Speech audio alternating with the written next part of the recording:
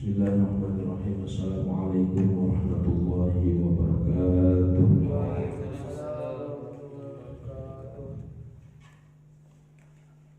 Al-Fatihah. A'udzu billahi minasyaitonir rajim. Bismillahirrahmanirrahim.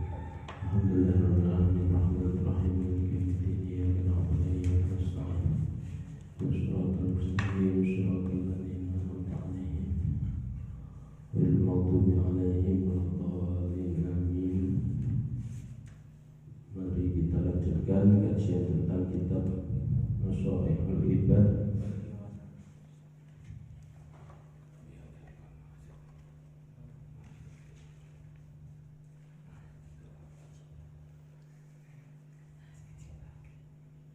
Kita lanjutkan makalah yang ke-24. Bismillahirrahmanirrahim. Wal maqalatu ar-rabi'atu wal 'ishrun. Qala an-nabiy sallallahu alaihi wasallam, aslu jami'il khotoya hubbud dunya. Aslu jami'il khotoya hubbud dunya. Aslu jami'il khotoya, aslu utawi sumberi jami'i sekabehane al khotoya keluputan hubbud dunya iku demen dunya. Jadi makalah yang ke-24 ini menerangkan tentang pangkal dari semua kesalahan itu adalah terlalu cinta dunia. Wahia mazata 'anil hajati, wahia utawi dunia mazata 'anil hajati, itu barang yang dapat atau bisa saking hajat kita semua atau keinginan dari dunia. Wa aslu jami'il fitnati, wa aslu utawi sumbere jami'il fitnati, sumbernya fitnah itu man'ul usri wa zakati, yaitu apa? Sumbernya dari fitnah itu adalah orang yang mencegah atau enggan melakukan perbuatan zakat atau bersedekah. Jadi makalah ini menerangkan tentang orang yang ingin atau cinta dunia itu adalah pangkal dari kesalahan. Maksudnya gimana? Maksudnya ketika kita terlalu cinta dunia, ya, yang terlalu berlebih-lebihan, maka itu bisa menimbulkan fitnah juga bisa. Atau kesalahan terlalu cinta dunia akan bisa menjerumuskan kita ke dalam keadaan yang salah. Lah, kategori cinta dunia itu bukan berarti orang yang tidak mau dunia, ya. Kita hidup di dunia tidak mau dunia, salah. Tapi yang dimaksud hubbud dunia ini adalah orang yang terlalu israf atau berlebih-lebihan. Jadi dalam pikirannya atau dalam angan-angannya selalu yang dipikirkan itu hanya urusan dunia. Oh, piye carane aku sugih. Oh, biar caranya harta ini bertambah. Oh, bagaimana caranya agar saya bisa berkarir seperti ini dan seperti itu. Boleh kita mikir seperti itu, cuma dalam kategori yang kita seperti apa harus ada koridor-koridornya. Artinya harus ada batasan. Kita harus ingat ketika kita punya harapan, di situ ada Allah yang menentukan. Dan tugas kita yang hanya meminta kepada Allah Subhanahu wa ta'ala. Terlepas dari kita mau dikabulkan oleh Allah atau tidak, itu sudah menjadi urusan Allah Subhanahu wa taala. Dan termasuk apa? Wa aslu jami'ul fitnati man'ul usuri wa zakati. Termasuk pangkal dari fitnah itu termasuk orang yang mencegah atau enggan membayar zakat. Nah, zakat di sini dikatakan ada yang dinamakan zakat itu punya zakat mal, dan zakat profesi atau bersedekah atau zakat badan, biasanya zakat fitrah yang kita lakukan itu ya. Nah, ini dilakukan ya karena apa? Untuk melatih atau melatih diri kita agar tidak menyombongkan diri atau terlalu hubud dunia. Kita ingat bahwasanya di dalam zakat kita, di dalam mal kita, harta kita itu ada ya sebagian itu menjadi hak-hak orang lain.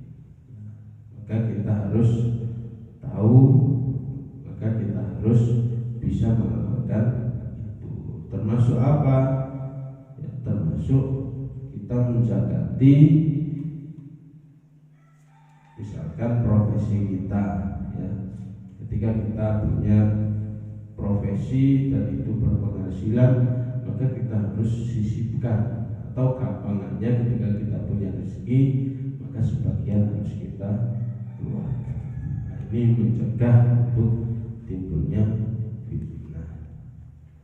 Wal maqalatu al-khamisatu wal isrun. Maqalah selanjutnya, maqalah yang ke-25. Qila al-muqarribu bit tafsiri ay bil aziz anit ta'ah. Maqalah yang selanjutnya ini maqalah yang ke-25 menerangkan tentang orang yang apa? Orang yang al-muqirru bit tafsir Aibil aziz anit ta'at, ya, orang yang mengakui kelemahan ya, kelemahan dalam dirinya itu adalah orang yang terpuji ya. Abadan mahmudun wal iqraru bit taksiri alamatul qabul. Selamanya ya, orang yang dalam pengakuannya tadi ya bisa menerima kekurangannya itu adalah amal perbuatannya. Artinya di sini orang yang mengakui kelemahan yang ada dalam dirinya itu termasuk apa? Termasuk tanda-tanda bahwasanya itu adalah amal yang baik untuk dirinya. Bagaimana seperti itu? Mengakui kelemahannya itu bukan berarti apa? Sampai punya angan-angan atau punya cita-cita firasat, oh bahwasanya saya ini loh ibadah kok masih kurang rajin, kok masih ada beberapa yang terlewat. Ini adalah mengakui kelemahan kita sebagai seorang hamba ya. Maka pengakuan atau hal-hal yang seperti itu adalah termasuk amal baik bagi kita. Karena apa? Li'annahu isyaratun ila adabil ujbi wal kibri. Karena adanya pengakuan atas kekurangan pada diri kita itu ya menjadi syarat sebagai apa? Kita bersikap untuk tidak bersikap sombong dan congkak. Artinya mengakui bahwasanya diri kita lemah, baik itu ya lemah ini lemah di hadapan Allah Subhanahu wa taala. Ya. Artinya segala kekuatan atau pemberian dari Allah Allah, ya, itu semata-mata semua atas pemberian Allah. Kalau kita kategori tadi orang yang lemah, ya, lemah di hadapan orang lain, ya, nah, lemah dalam hal apa dulu, maka kita harus berpikir, ya, kalau kita di dalam menghadapi orang terus merasa diri kita lemah, ya jangan, tidak boleh.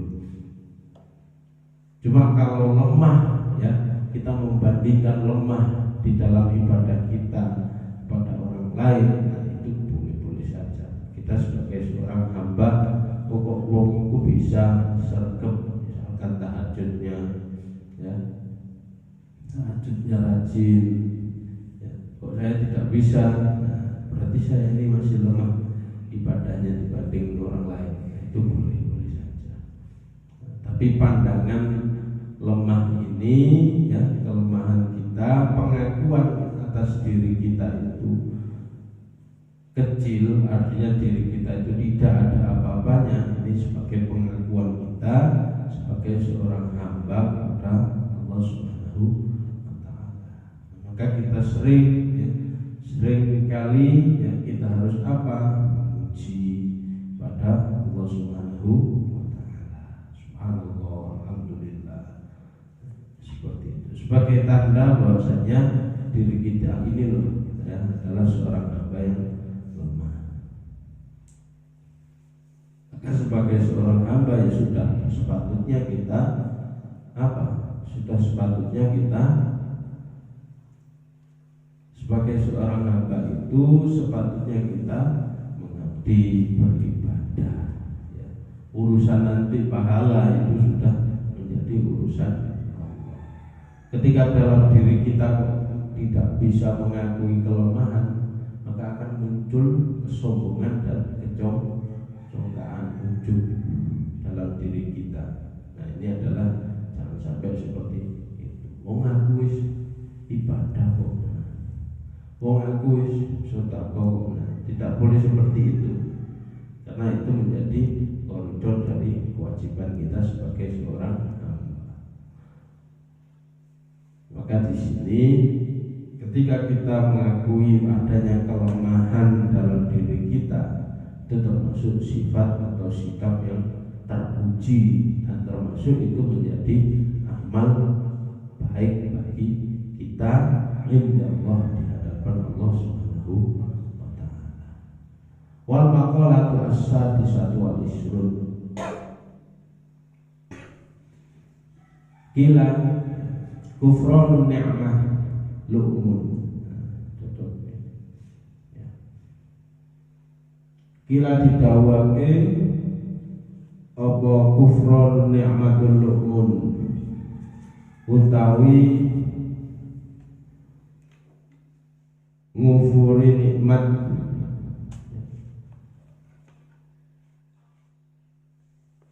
lu'mun, nuduhake tingginya hati. Artinya di sini ada bersyukur, tegese apa? Ada bersyukur, ora ono syukur lin ni'mati marang nikmat, dalilun iku nuduhake ala danahatin nafsi ing asori jiwa. Makalah yang ke-26 ini menerangkan tentang orang yang kufur nikmat itu adalah dana adin nafsi, ya, termasuk orang yang apa? Hina, ya. Artinya ketika orang atau kita sebagai seorang hamba tidak patut atau tidak pernah syukur atas nikmat Allah, ya, dikasih rezeki oleh Allah, ya, dikasih penglihatan oleh Allah, nah, maka di situ termasuk kategori kita kufur nikmat. Nah, ketika kita mengkufuri nikmat itu, itu dari Allah, maka kita termasuk orang yang hina. Wasubu al-ahmaki, ya, dan termasuk orang yang bersahabat dengan orang yang haki, itu termasuk orang yang bodoh atau tolol, ya. Termasuk orang yang bersahabat itu wahuwa wadi'us syai'in, ya. Iku wong kang termasuk mahallat ma'al ilmi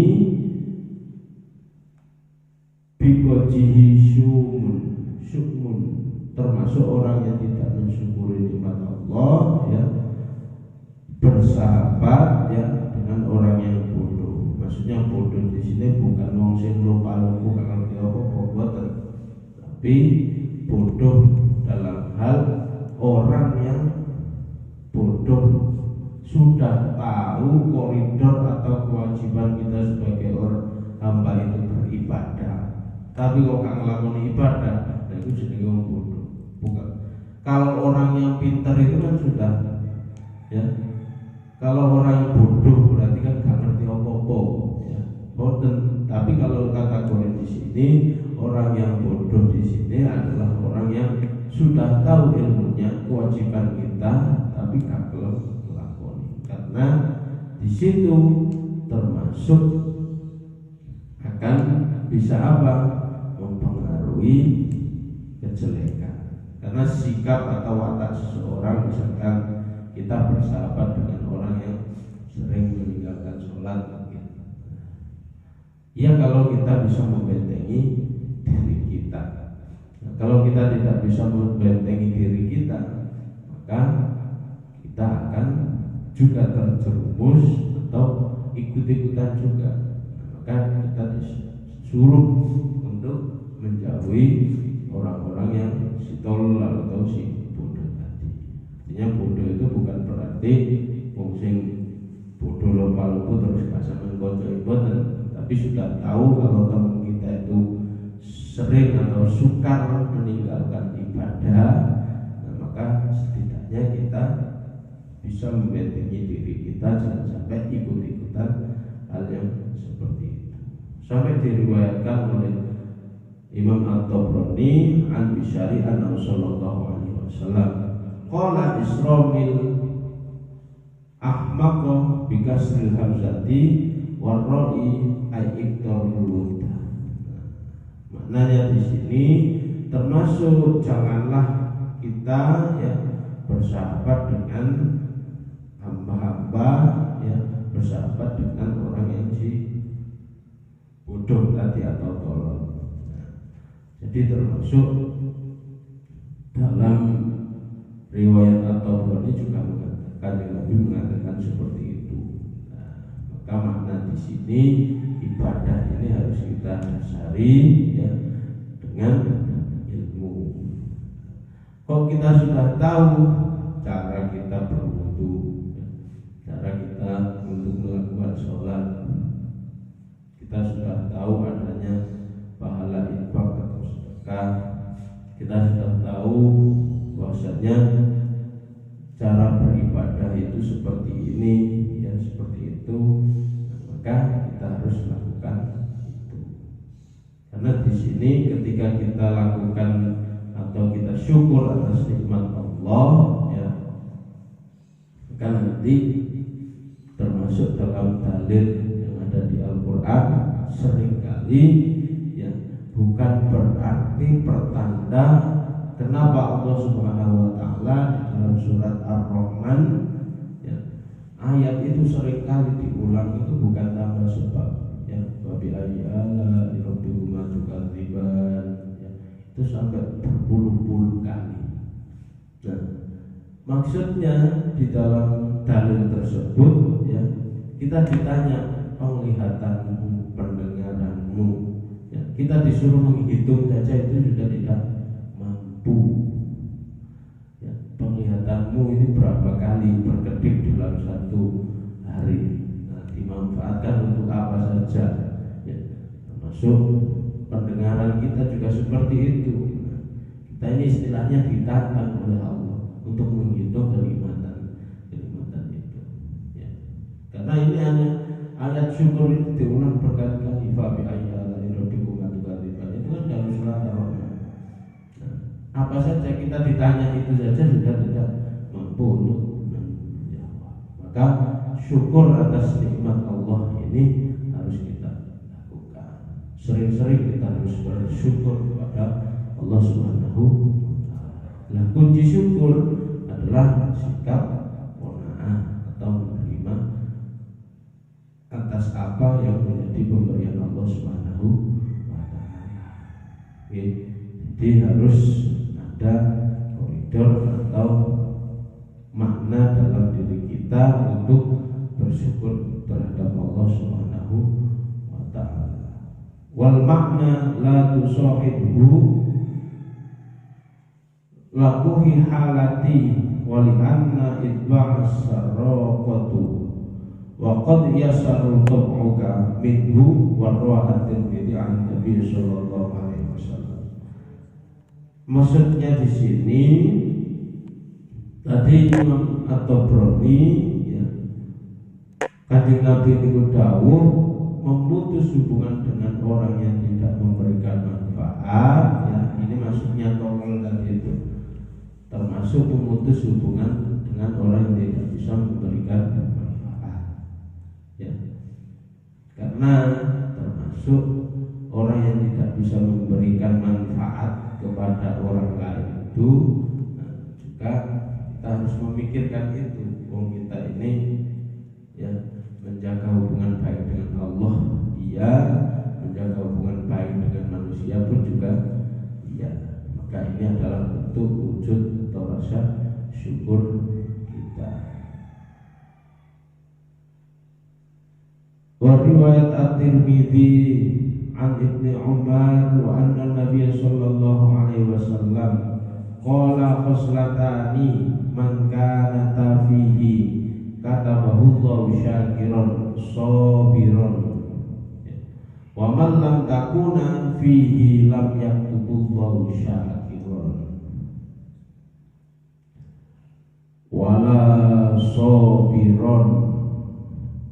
Termasuk di sini ada dua hal yang bisa dikatakan yang harus dimiliki manakala orang itu mau dicatat oleh Allah sebagai orang yang bersyukur.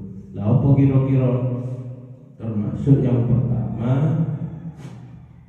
adalah orang yang membandingkan kualitas agama dalam dirinya itu dengan orang yang lebih tinggi atau lebih baik amal ibadahnya. Termasuk membandingkan dirinya itu, membandingkan dirinya dengan orang lain dalam hal kualitas ibadah ya.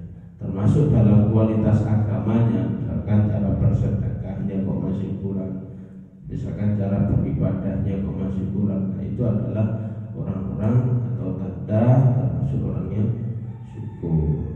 Nah, yang kedua apa?